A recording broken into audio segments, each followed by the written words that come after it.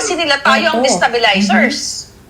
Palalabasin nila ang mga supporter ni Sara Duterte, palalabasin nila ang mga Pilipino na nag-aaklas, nag-aal sa balutan, dahil dito sa kahayupan ng mga bagang tayo yung nanggugulo. Yes, pero ang tutusin, sila ang nanggugulo, sila ang nagnanakaw, dahil in-expose sila ang mastermind. Sila ang mastermind itong self ko na ito. Yes, the other day, self ko pa. ay na-alarma sila dyan sa Malacanang, talagang nag-heavy, nag-order sila ng mga bagong razors. Yes, bagong-bago ng mga bagong razors para panggurgur sa mga ralista, just in case na mag-alsa balutan ang taong bayan. Yes, takot si Bangag na ma-kudeta. Pero sa totoo lang, ang nag-kudeta ang sarili niya. Yes. Ito yung ginagawa nilang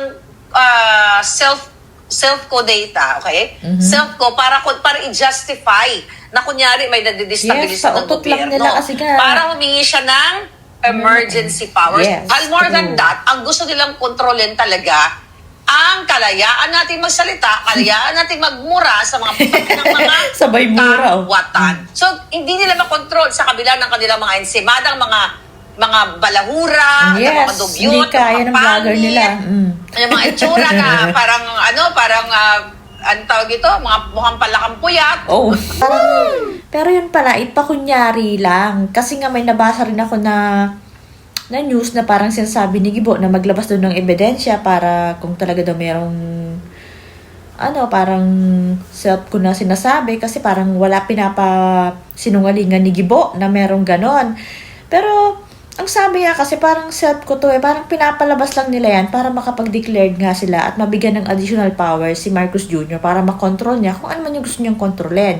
At isa na rin, tinatakot nila yung mga tao na magtitipon-tipon, yung mga maninindigan na ganito kalakas yung pangharang namin sa inyo na ganito, talagang matakot kayo, masusugatan kayo, hindi namin kayo sasantuhin in case na sumugod kayo, parang gano'n na pinapalabas nila. At syempre, yung lahat ng mga pautot nilang yan, isisisi nila yan sa mga Duterte o sa mga supporters, sa mga Duterte. Gano'n naman talaga ang mangyayari dyan Kaya sinasabi nga nito na, hindi naman kayo magtatagumpay kasi nasa inyong media, ang dami nyo na binabayarang mga ensimada vlogger, hindi nila kaya kasi nga, ang hirap mong i-depend kapag kasinungalingan yung sinasabi mo, di ba? Saan ka maghahanap ng mga, saka, hindi naman tayo mga taong nanonood sa'yo, or kung talagang bilib na bilib sila sa'yo, hindi lahat. Talagang kitang-kita yung katulad ngayon. Kahit anong sabihin ni Marcos Jr. na okay, na ganito, ganyan, kunyari, lahat pati pagsisinungaling ay ginagawa na talaga nila, bisyo na talaga nila. Wala talagang epekto. Kita naman yan, ngayon, yung ginawa nila ng ilang taon kay VP Sara, lalo lang bumabalik sa kanila, nagbubumirang lang sa kanila, diba?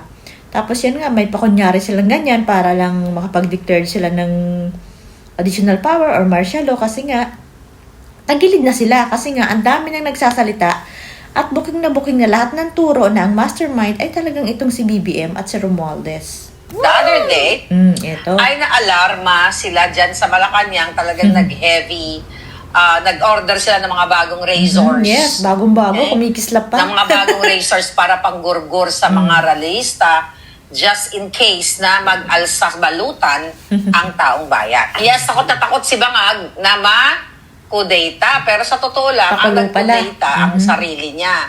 Kasi parang self ko, sabi nga ni, may post, I believe, si Attorney Baligod at marami pang iba. Ito ay pinagsamang resulta ng mga whistleblowers. Yes. Lahat ng ating mga 18 Marines and soldiers. Kasi nga, sobra talaga yung pasabog na, na inilabas nila. Yes, although sabi ko nga, yung mga in-expose nila, ina-expose na natin yan.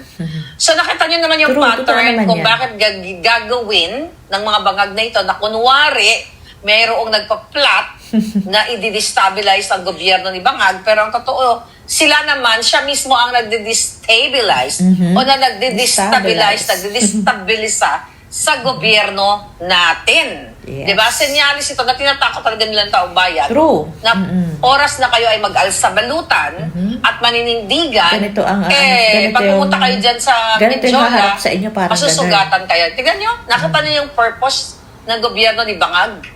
Para sugatan kayo, para gurgurin kayo sakali kayo ay manindigan. Inuubos niya ang pera ng hayop na yan, yung kanilang mga kasabwat, yan, si Lacson, si Soto, si De Lima, magkakasabwat. si Trillanes, lahat ng mga hayop na yan, mga tongresista na nandyan na nanggigipit kay Sara Duterte dahil sila ay nakatanggap ng mga mali-maleta, yung mga hayop na kaya yan. naman pala So ito ganun. ngayon na dramatization 101 ni Bangag. Dahil ang dami talaga nagsasalita.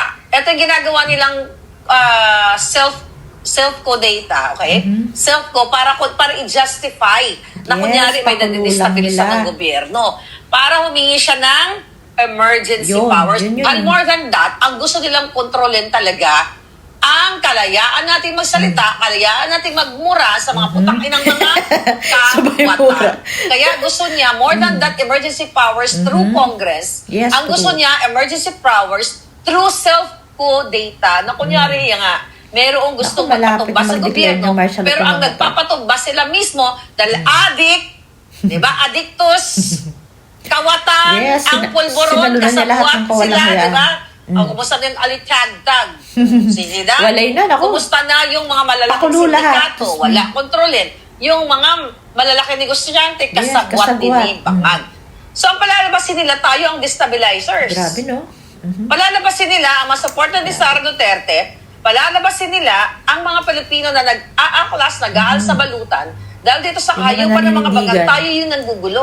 Yes. Pero ang kung tutuusin, sila ang nanggugulo, sila ang nagnanakaw, dahil in-expose sila ang mastermind. Si Bangag ang mastermind ditong self-ko na ito. Yes, Na kunyari, siya lahat. sige, pina-intercept tayo, pero guluhin natin ang mamamayang Pilipino para ma-justify natin na mag-declare tayo ng, o True. bigyan ako ng emergency powers to control the what?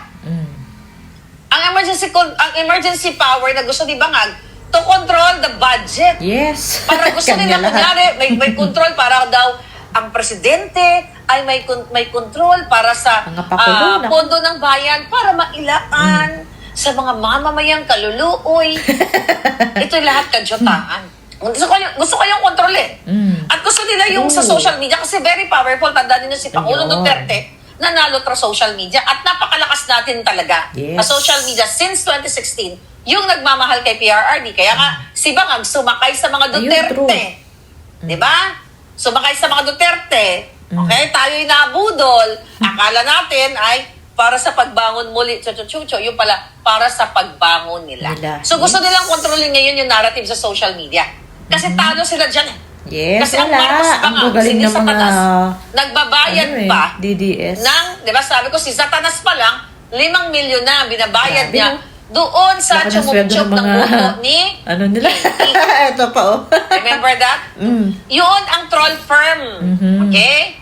Troll firm /farm Farm. ni Lisa Tanas. So, hindi nila makontrol sa kabila ng kanilang mga ensimadang mga balahura, Yes, na true. mga dugyot, na mga pangit, yung mga itsura na parang ano tawag ito? Mga mukhang palakampuyat.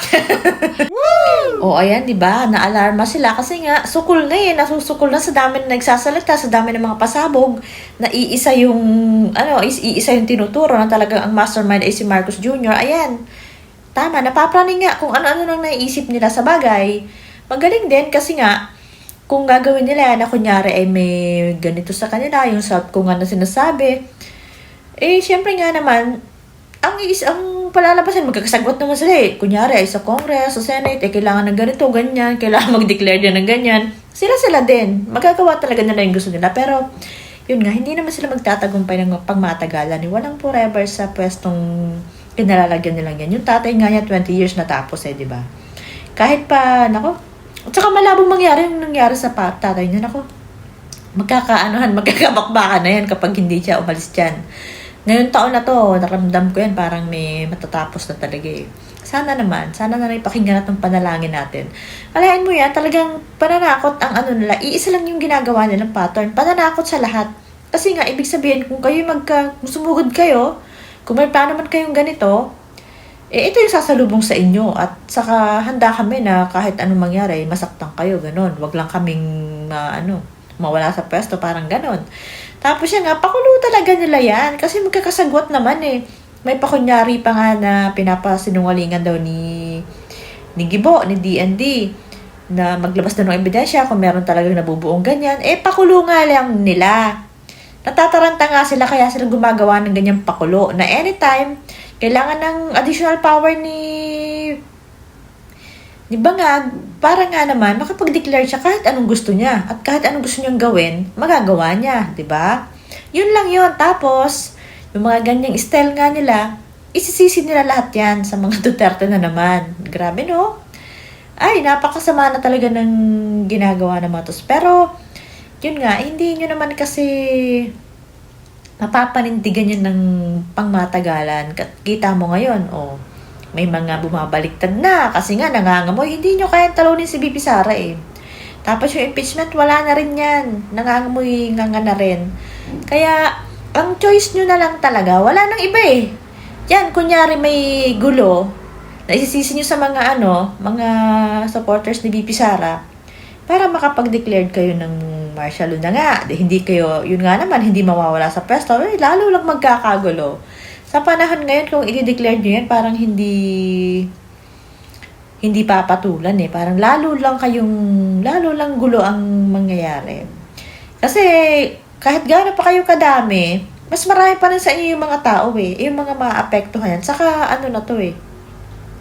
Bakbakan na to kung mag-aabot pa sa ganyan. Kasi, na nga kayo eh. Praning na nga kayo eh. Kung ano-ano nang iniisip nyo. Huwag lang kayo mawala sa pwesto. Kasi nga, takot na takot kayo dun sa mga ginagawa nyo. Diba? Ayaw nyo naman tumigil. Kung sana'y, alam nyo, sobra-sobra naman kasi talaga yung kinuha nyo eh. But, hindi naman kasi mawawala talaga yung mga kickback na konti. Kasi kasama yan sa, doon, yan din ang, kaya gusto nyo rin mag-serve kasi may mga ganyan. Pero yung ngayon, sobra-sobra naman. Akala mong mali-maleta. Kinuha nyo ng lahat.